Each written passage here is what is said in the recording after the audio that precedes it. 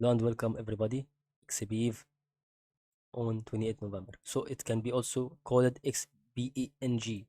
So let's see what is going on when 1 week update is going to be very good to a lot of people who want to invest on this type of stock absolutely, because since we saw on 2020 on September and it may be reached to November, it made a huge spike. So this coins depends on the seasons. If we went also for October, November, it gave us a spike here in smaller spike from the start of November.